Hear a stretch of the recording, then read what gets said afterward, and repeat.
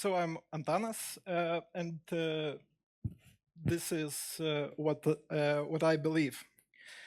Um, before,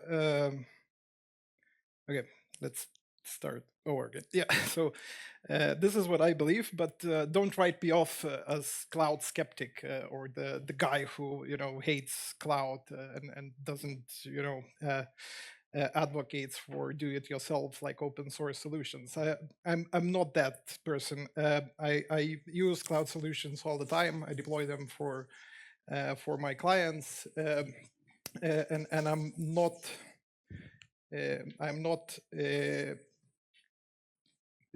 against the cloud, but the only thing I want to communicate and translate. Deliver the message to you is about challenging the one single thing, the reflex and the default choice of the things. So let's move on. So before I will introduce myself, let me very briefly tell you what I built and what does it cost. So 52 euros a month.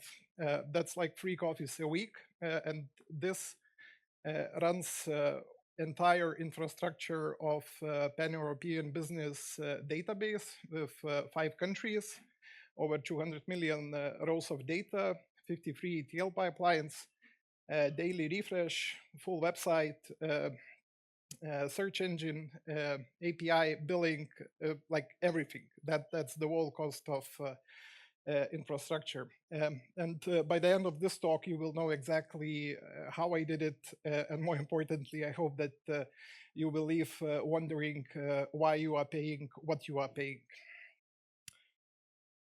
So let me start a bit like 3 years in the past. So 2022, I was pro cloud, pro enterprise solutions because I was working in a corporate environment, banking, logistics, quite big corporations. And one thing big corporates teaches you is to use that the software development and the tools usage should be big, expensive, complex. You would need vendors to deploy them, and so on. And when I started my own first product, Scoris.lt, Lithuanian business database, I built the initial MVP version very dirty way, so to say, basically like everyone else does. So it was MIME workflow running on my laptop, which I executed once a month, and it updated the data. It was ugly, and it needed, when the business started moving, I needed, of course, to modernize, to upgrade, to refactor. And what I did it was exactly same thing which big corporates teaches us. So I decided that Azure would be the best place to migrate my MIME workflow to have proper, up-to-date, modern data solution. And I started the work approximately like 10% done, and I didn't. The good thing was that I haven't completed everything and deployed it and then monitored the cost. The good thing was that I started building and running it on a daily basis, step by step, and approximately at 10% complete. I noticed that the cost was 30 euros a day, from 0 to 30 euros a day. And it might sound not sound like a lot in corporate world, but for me, just starting the business, that was quite significant cost, which I wanted to avoid. So I didn't need it to. I haven't basically when I saw that number, I stopped. I closed Azure portal, and I built everything the way, similar way, which I'm gonna present today. So that was my first like realization about expensive versus non-expensive, cloud versus non-cloud. So cloud in general didn't fail technically, just failed economically. But let me continue my journey. It wasn't the moment when I decided that I need to give a PyCon speech about this topic. Uh, I started noticing the same pattern over and over again. So the first three stories, short ones. The first story, client BI dashboard, like a regular business case. Clients need BI dashboard. We meet, we talk what they want, and they casually mentioned, we heard this Microsoft Fabric tool. We want this. I told, yeah, sure, okay. I did Microsoft Fabric, I know how it works, and I know how much does it cost. So anyway, this is proposal phase, and I created a proposal for the client, and I included Microsoft Fabric cost estimate, which was approximately €1,000 a month given their amount of data. And I proposed an alternative, like cheap VPS Linux server for €20 a month, like doing the same job. They didn't have any analyst teams. They didn't have any engineering team, so it was anyway I would be doing the job on the Fabric or the Linux, and they chose to go the Microsoft Fabric more expensive route, and I don't blame them. I get it. It was what they knew. It felt familiar. It felt safe. Then second story comes when me and my business partner decided to start building a real estate application, and we casually discussing with him, and the topic came like, where do we start? And he casually mentions, let's go Heroku Dino path. I haven't heard Heroku Dino at that point. I quickly checked. I asked why. He mentions like casually something, it's easier for deployments. I checked the spec sheets. I checked the pricing for 2.5 gigabytes of Dino. It would cost like €250 or dollars a month. I told, give me an afternoon. End of same day, I bring to him working like infrastructure with automated CI/CD setup on cheap Linux server for 20 euros a month. Story number 3, I as well have Webera app, approximately 10,000 euros, zero income, hobby project. I started when I started building that app. At that time I had Microsoft infrastructure, free Azure credits on cloud, and I of course naturally built on Azure. But eventually credits expired, and I needed either to transition to pay-as-you-go service or migrate somewhere else. I chose the later option, and I migrated 200 euros to 10 euros a month, same day. Nobody even noticed. So yeah, it's not bad decisions by bad engineers. It's just reasonable people optimizing for familiarity, for ease of use and perceived safety.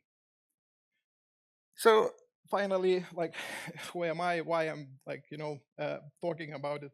I will not like tell too much about myself. The story is long and complicated, but in general, I spent most of my 18 years career in big corporate companies. Nordea, Luminor Banking, Gipteco Logistics, then spent a couple of years in BI and data consulting, and at the moment I am a solo builder, so to say. I'm not like alone, but for simplicity's sake, let's call it solo.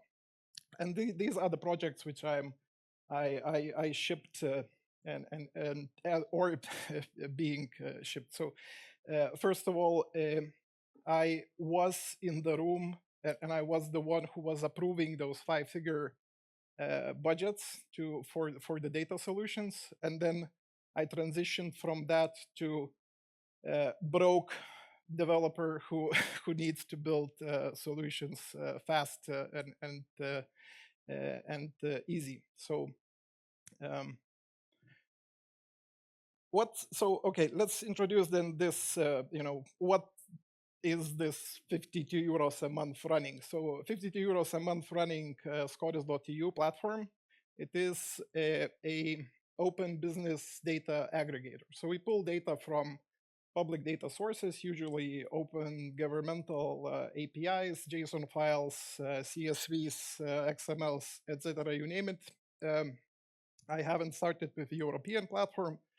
I started with Lithuanian platform, and European platform was a natural transition over. So we launched this just a month ago. And it's complete. I think it's mostly like complete package. So we have working website, fast website. We have APIs, we have billing, we have purchases, and we have batch export tools. And this is not a pipeline demo. This is actually a working business. So in the first month after launching this, so currently it's I think exactly 1 month since it launched. So we already generated over 6,000 euros in revenue from the solution. So 50 over 6,000 euros in revenue from 50 euro platform. So let that ratio sink in.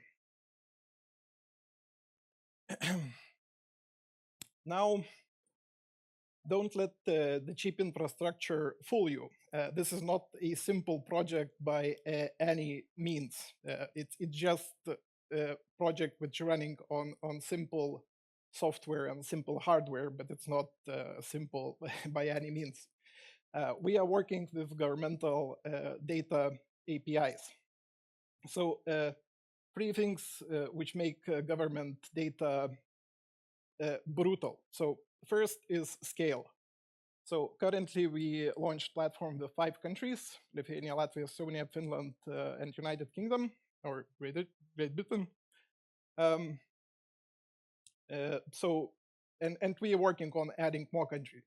Each country has a ton of different data sources. So there is this provider which provides this data, that provider which provides this data. They all provide in all different formats, which brings me to second thing why the governmental data is brutal is variety. So the first is scale. Many countries made many sources. The second is the data source variety. So we are dealing with every imaginable format. So we have Excels, we have CSVs, we have CSV with commas, with semicolons as delimiters, with tabs. We have JSONs nested up to 4 levels deep. We have XMLs. We have XBRL financial data format, which makes XML look very friendly. These are just few examples with what we are dealing with. So Estonia can decide what Boolean is, can't just stick to true false, but though they have like yay, true, 1, yes, and so on. Latvia can decide the limiters. Finland just make everything complex, and UK just can decide how to write word limited. So yeah, and the third thing which makes this government data brutal and why this makes this project very tricky is constant change. So government data doesn't inform you that in 1 month we will deprecate this column. They just change it on Tuesday night and that's it. So you need to adapt to their changes. So I will not go through all the data engineering practices which we implemented. I will just mention 2 things which I think makes the biggest difference.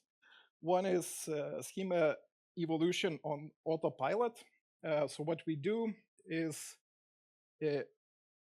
DLT handles the data ingestion. I will go through the stack soon, but the DLT handles the schema evolution quite well.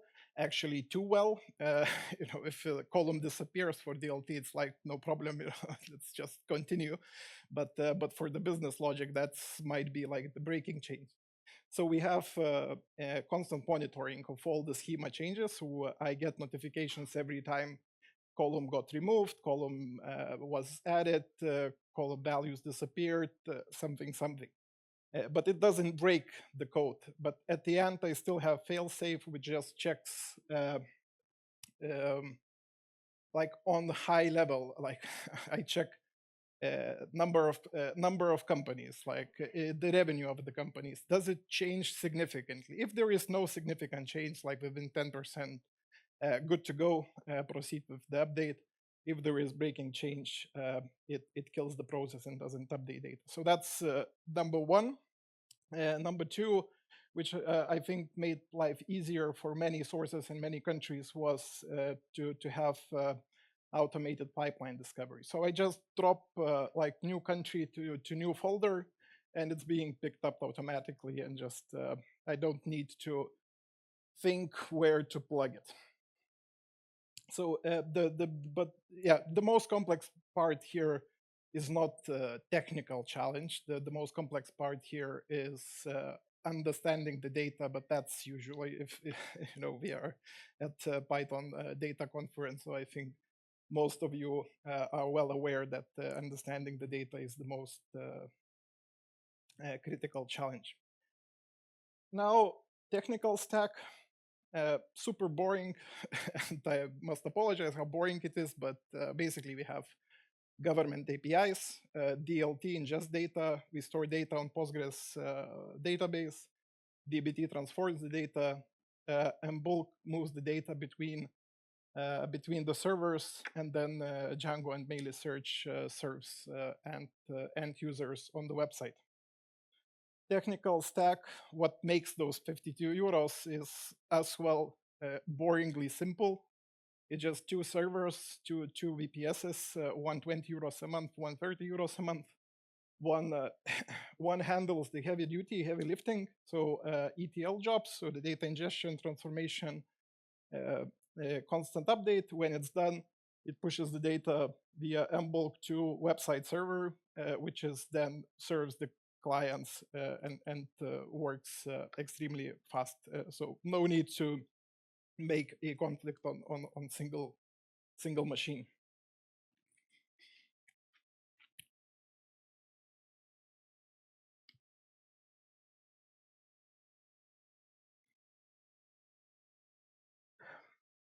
The presentation would not be, or my message would not be very complete without this slide, but don't take pictures of this one. It's not good slide, and I understand and I know it, because there is like fundamental difference. If you're going solo and you're going open source, the stack is very different from if you decided to go managed cloud. So usually with managed cloud, how it works is usually stick with one provider, or at least the good practice would be to stick to one provider. So you either stick to AWS or GCP, Azure, etc., and then you build around that.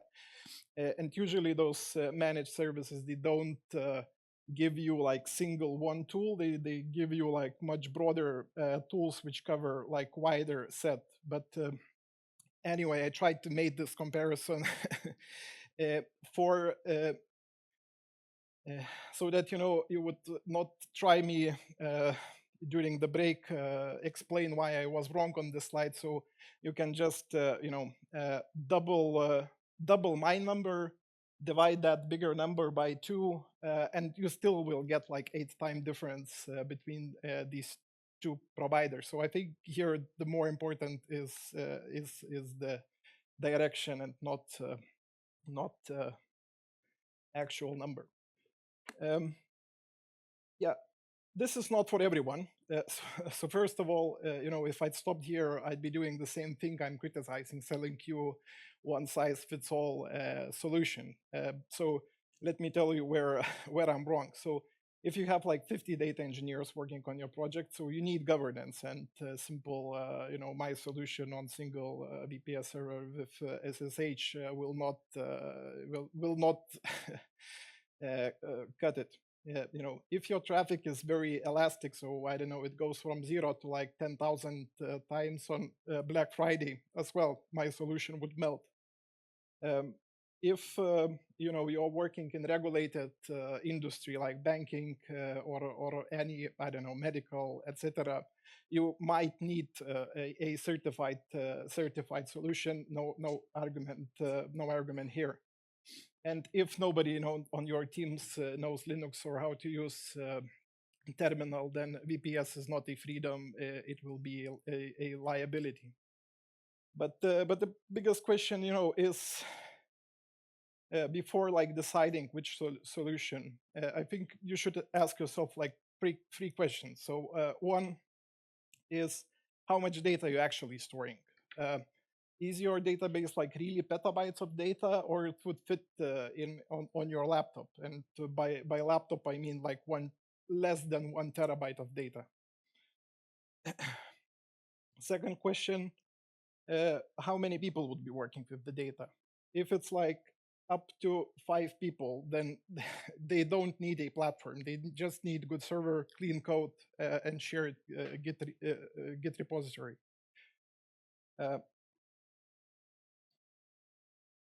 And then third question is, how often do you need to update the data? So is it you know, daily okay, weekly okay, every 2 hours okay, or you actually need a real time? So if the answers to these questions are big real time, then just go cloud and don't look at my slides.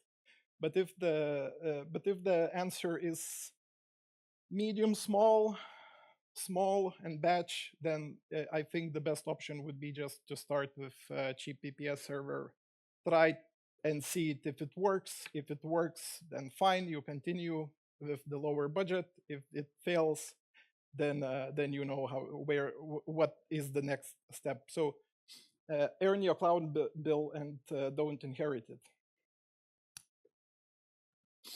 Everything you need is on this screen, so it's just 5 terminal commands. You already know how to type them. I think small budget is fantastic filter for nonsense. So just grab a server, open your terminal, get to work. Thank you.